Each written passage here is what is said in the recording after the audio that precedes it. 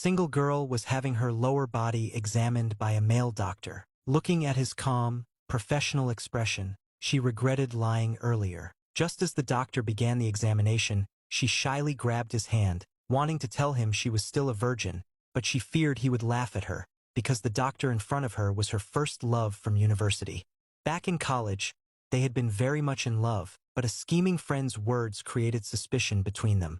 Men are all the same. Once he starts working, he'll be seeing countless women's bodies.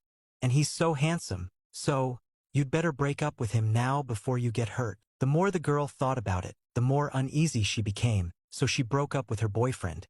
6 years later, she went to the hospital to see a specialist, only to discover that the attending doctor was her ex, the one she felt too embarrassed to face.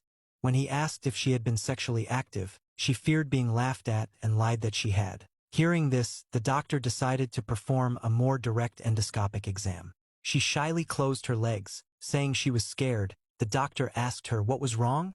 "You weren't scared when you were out having fun. You young girls should be more careful and stop messing around outside." She tried to explain, but the female assistant called the next patient. After the examination, the doctor's expression turned serious. He said the condition would not be easy to treat and that the girl's vaginal environment was extremely poor for someone her age. Her mother immediately panicked, assuming the girl had been irresponsible at school. The girl grew frantic trying to explain. She was still a virgin, and her only boyfriend had only ever held her hand. But no matter how she explained, her mother refused to believe her. The girl burst into tears and walked out, only to run directly into her ex, seeing the girl he had thought about all these years. The ex-boyfriend felt his old feelings rise again, but she felt extremely nervous, afraid he had overheard the earlier accusations and would think she had lived recklessly after their breakup. At that moment, the female doctor handed the examination report to him, saying only he could perform the surgery and would have to be the lead surgeon. The girl panicked, made an excuse, and slipped away.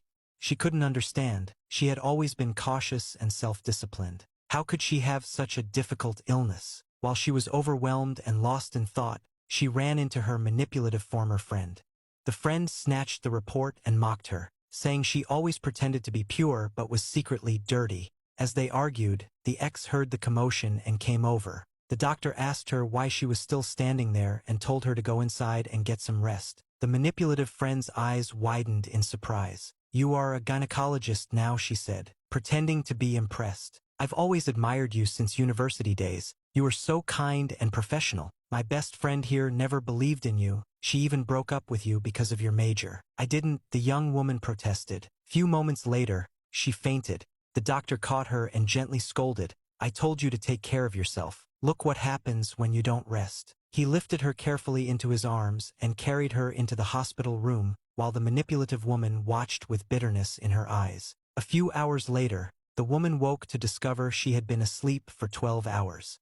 Still groggy, she blinked up at the figure standing beside her bed, the doctor. He offered her a gentle smile and assured her softly that everything was going to be all right. Then, in an even quieter voice, he added, "I've never stopped loving you."